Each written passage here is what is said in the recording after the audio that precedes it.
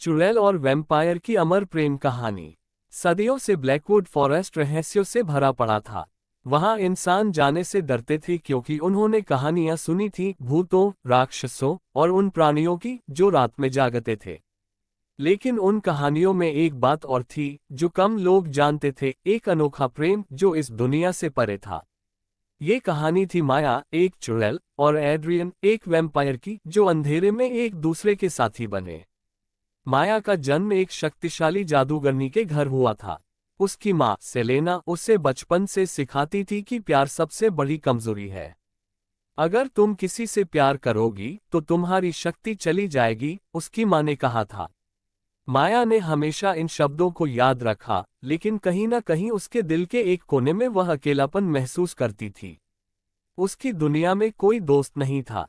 इंसान उसे एक राक्षस समझते थे और दूसरी चुड़ैलों को उसकी शक्ति से जलन थी। इसीलिए जब माया बड़ी हुई तो उसने खुद को ब्लैकवुड फॉरेस्ट में एक पुराने महल में कैद कर लिया। दूसरी तरफ एड्रियन था, एक वैम्पायर जो सदियों से इस जंगल में भटक रहा था।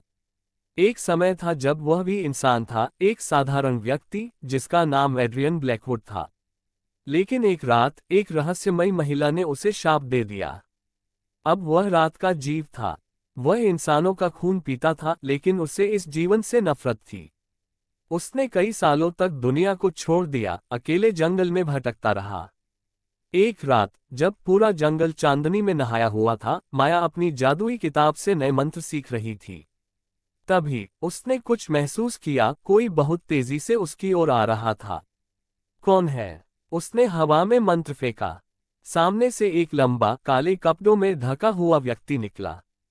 उसकी लाल आंखें चमक रही थीं। मैं एड्रियन हूं। और तुम कौन हो? माया ने उसकी ओर देखा। तुम वैम्पायर हो, उसने कहा। और तुम चुड़ैल। एक पल के लिए दोनों ने एक दूसरे को घूरा। वे दोनों जानते थे कि उनकी दुनिया अलग थी, फिर भी उनके बीच एक अनकहा रिश्ता था। धीरे धीरे एड्रियन और माया की मुलाकातें बढ़ने लगीं। एड्रियन ने उसे अपने बीते हुए दिनों के बारे में बताया। मैं कभी इंसान था, उसने एक रात कहा। माया को पहली बार किसी के लिए दुख महसूस हुआ। क्या तुम वापस इंसान बनना चाहते हो? उसने पूछा। एड्रियन ने हंसते हुए कहा, अगर ऐसा हो सकता तो मैं सब कुछ छोड़ देता। माया सोच में पड़ गई। शायद उसके पास कोई ऐसा मंत्र था जो इसे सच कर सकता था। समय बीतता गया। माया और एड्रियन का रिश्ता गहरा होता गया। एक दिन एड्रियन ने उसे एक खूबसूरत चांदी की अंगूठी दी। क्या ये किसी मंत्र के लिए है? माया ने पूछा। नहीं, एड्रियन ने मुस्कुराते हुए कहा। ये तुम्हारे लिए है। मैं चाहता हूं कि तुम इसे हमेशा पहनकर रखो। माया की आंखें नम हो गईं। वह पहली बार किसी के लिए कुछ महसूस कर रही थी। लेकिन उनकी यह शांति ज्यादा दिन नहीं चली। गांव के लोगों को पता चल गया कि जंगल में एक चुड़ैल और वैम्पायर रहते हैं।